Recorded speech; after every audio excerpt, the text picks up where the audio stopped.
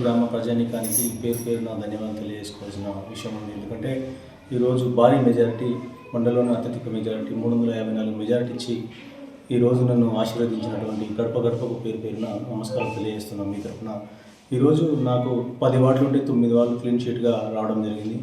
నన్ను కాంగ్రెస్ పార్టీ అభ్యర్థులుగా బలపరిచిన మా మండల పార్టీ అధ్యక్షుడు రవీంద్ర రెడ్డి గారికి, ఆశీర్వదించినటువంటి నర్సారెడ్డి గారికి, మరియు కాంగ్రెస్ కార్యకర్తలందరూ, కాంగ్రెస్ సీనియర్ కార్యకర్తలు, యువజన కాంగ్రెస్ కార్యకర్త నాయకులు, మరియు ముఖ్యంగా యువత ముందుండి ఓట్ బ్యాంక్ను ఈరోజు తీసుకొచ్చే ప్రయత్నంలో ముందంజలో ఉందని చెప్తున్నాను. ఒక యువకుడిగా నాకు అవకాశం, ఒక యువత రావాలని యువకులంతా సపోర్ట్ చేసి ఈరోజు నాకు భారీ మెజారిటీ ఇచ్చి నన్ను ఆశీర్వదించి ఈరోజు గ్రామ సర్పంచ్గా నన్ను ఎన్నుకున్నందుకు ధన్యవాదాలు తెలియజేస్తా ఉన్నాను.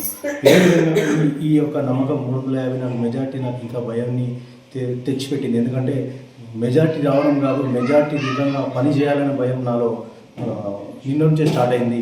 గ్రామంలో నేను ఇచ్చినటువంటి 15 అంశాలతో నేను ఒక కరపత్రాన్ని రిలీజ్ చేసి దాన్ని ముందుకు తీసుకొచ్చాను. అందులో ఒక్కొక్కటి 3 విడతలుగా 5 పనులు చేయడానికి నేను ప్లాన్ చేసుకున్నాను.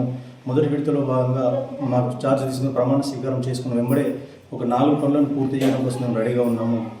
అదేవిధంగా గ్రామంలో అన్ని సమస్యలు, ఇంకొక విషయం ముఖ్యంగా చెప్పాల్సింటే, ఎలక్షన్ అంటే పార్టీల గొడవ, వ్యక్తుల గొడవ అనలేదు.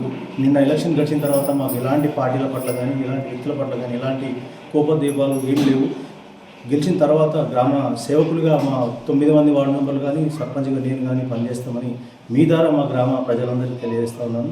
ఖచ్చితంగా ఎక్కువ చెప్పడం కంటే పని మొదలు పెట్టినాక మళ్ళీ చేసి చూపిస్తామని తెలియజేస్తూ ఉన్నా. ముఖ్యంగా పిల్లపల్లి గ్రామ ప్రజానికానికి పేరున ధన్యవాదాలు తెలియజేస్తున్నాను. Local to global news at your finger tips. మీ చేతిలో ఒక ఆయుధం.